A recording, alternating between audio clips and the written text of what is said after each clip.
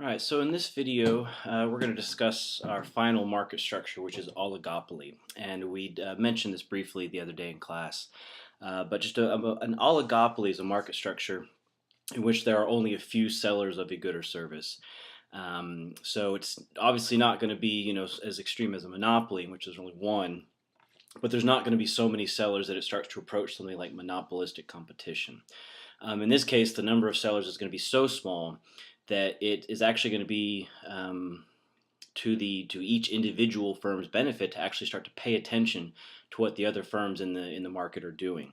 You may recall that under perfect competition or monopolistic competition, there were so many firms that it wouldn't be worth the time or money to try and keep track of all of the other firms in the market. And so firms in an oligopoly become what we call strategically dependent or interdependent on one another. I will make my decision based off what I think the competitor will do. The competitor will make their decision based on what they think I will do. Now, what leads to an oligopoly? Well, some of the same things that lead to a monopoly. So, for example, economies of scale. It may be that rather than just one firm enjoying economies of scale, there may be a small handful of firms that either got in at the same time, or maybe they had sufficient funds to invest and incur the higher upfront costs, and then get to a point where they could produce more at a lower cost per unit. So, economies of scale might also lead to an oligopoly. And then there are other barriers to entry, such as the legal barriers. We mentioned that there may be only a certain number of firms that can comply with certain rules, regulations, or get licenses. But another thing that we haven't mentioned before is mergers. And so a merger is simply when two firms join and become a single firm.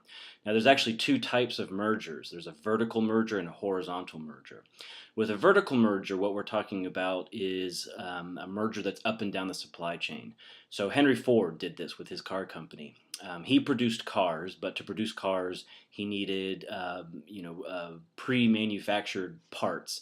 So he ended up buying the parts manufacturer. Well, those parts manufacturers needed aluminum and steel and things like that. So he ended up buying up the steel mills. He needed to put tires on his car, so he merged with the tire company. And then he needed the rubber to make the tires, and so he would buy up rubber plantations. And so that's a vertical merger. At the end of the day, there's still just one car company, Ford. He's just gobbling up all of the industries that supply him with the parts and resources. Now, a horizontal merger would be when two firms who are producing the same product merge. So it would be, for example, in the cell phone market, we've seen some mergers that were attempted between AT&T, T-Mobile, Sprint, Verizon. So if any one of those two merge together, become a single firm, that would represent a horizontal merger. We see this in the airline industry and the car industry as well. So those are the conditions that are going to lead to an oligopoly. And the question is, when we look at a market, for a good or service, how do we determine whether or not it's an oligopoly or whether it's something that's closer to monopolistic competition? The simplest way we can do this is to simply take all of the firms that are in the industry and we measure their market share, and then we rate them from top market share all the way to the bottom. And then we can pick a number. It's no hard rule about what number we have to pick, but maybe we look at the top 3 firms or the top 4 or 5 firms. And what we do is we look at the concentration ratio. And all we do for that is we just take their individual market shares and we add them up. So for example, if the top 3 firms in a market have 15% and 12% and 10% of their total of their market, then altogether that 3 firm concentration ratio would just be the 12 plus the 15 plus the 12 plus the 10. So that would be 37%. So the question then becomes, well, is 37% something that we need to be concerned about? Where do we draw the line with that concentration ratio to say that, okay, if the top 3 or 4 firms have above 30% or 40 or 50 or 60%. It's kind of hard to choose some threshold at which you believe, okay, this market has become an oligopoly. The other thing that we might run into with this concentration ratio is that it doesn't necessarily account for the individual shares of every firm. So you may have one industry where one firm has 45% of the market, and then the next next 2 firms have 2 and 3%. So altogether, those 3 firms have 50%. But then you might also have a market in which the top three firms are much more equally distributed. So maybe the top three firms also have 50%, but they have shares closer to 15, 16, 17% each. Well, that one market where there's one giant firm, obviously, we might think that that's a little bit less competitive than the market where the top three firms are, roughly equal. So that concentration ratio, for those two markets, it each indicates, the top three firms have 50%, but clearly one market would appear to be more competitive than the other. And so there's an alternate measure for measuring concentration ratio, and it is what we call the Herfindahl-Hirschman index. And what this is going to do is it's going to include not just the top 3 or 4 or 5 firms. It's going to take in consideration every single firm, and it's also going to allow us to account for the fact that some firms may have individually very large shares, and other firms have relatively small shares, and so it allows us to account for the distribution of market share. So now, when we have an industry where there's a 45% firm, and then a couple of other smaller ones, or another market in which you have the top three firms still controlling half the market, but roughly splitting it between them, the Herfindahl-Hirschman index is going to account for that.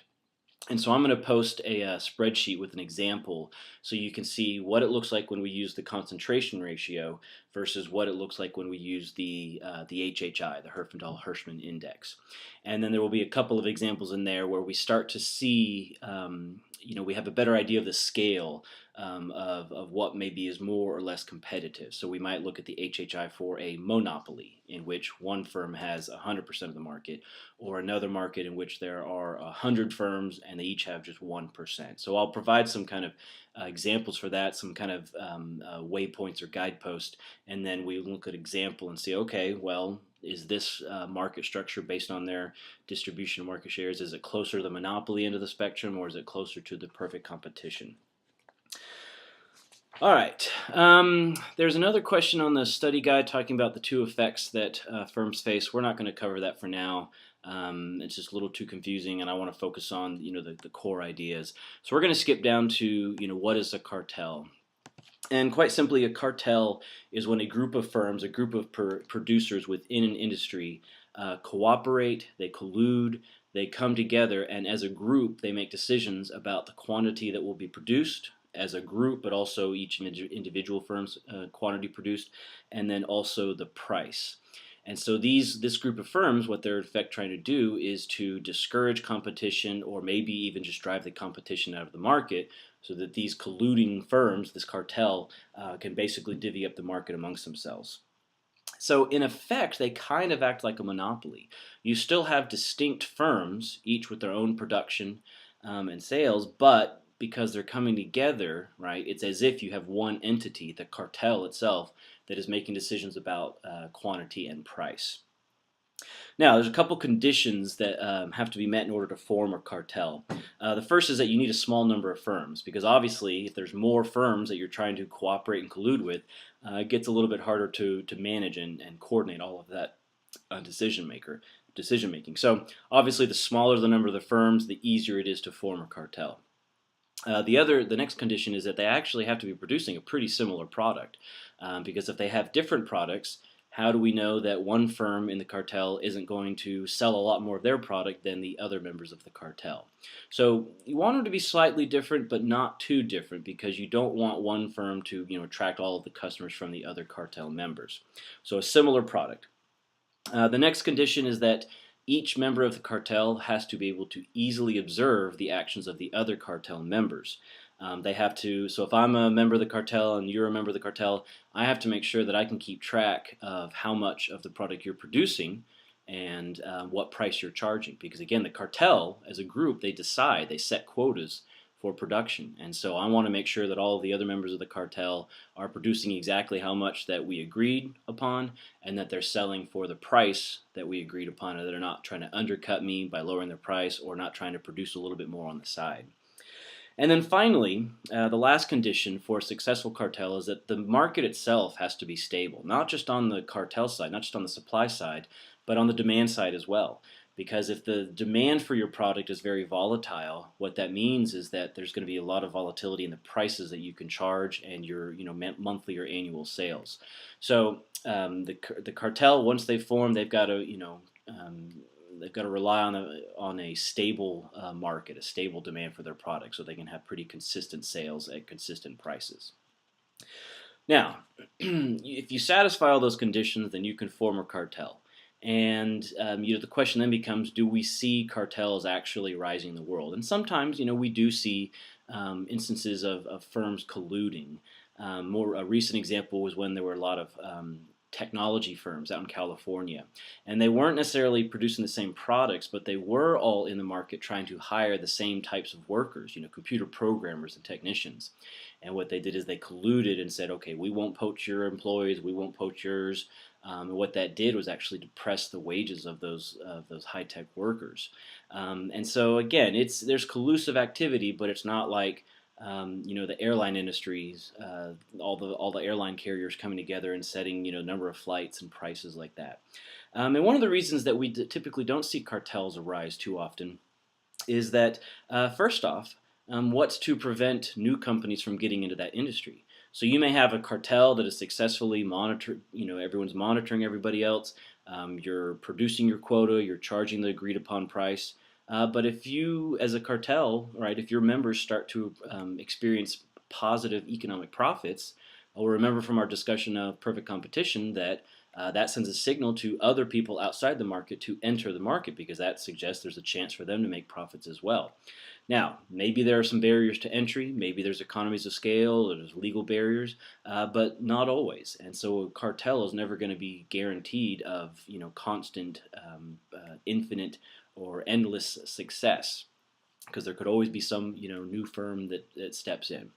But the biggest problem with cartels is that every individual firm acting in its own rational self-interest is going to have an incentive to cheat by either trying to sell your product for a little bit less than the other members of the cartel in an effort to maybe drive up some sales, or by just trying to keep producing more and more of your product.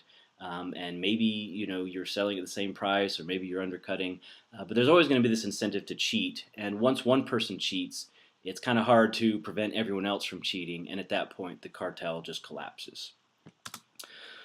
So those are the kind of the key features of oligopoly. We went through an example of the game theory in class the other day. And that's because we see firms in an oligopoly become strategically interdependent. And so if you look at the practice problems, there's one on there about, I think, two gas stations trying to figure out whether they're going to charge a high price for their gasoline or a low price. And we want to see, well, what's the outcome going to be? I'll also post another little brief study guide on game theory, a little bit more detail. Some of the questions on the study guide talking about what is game theory.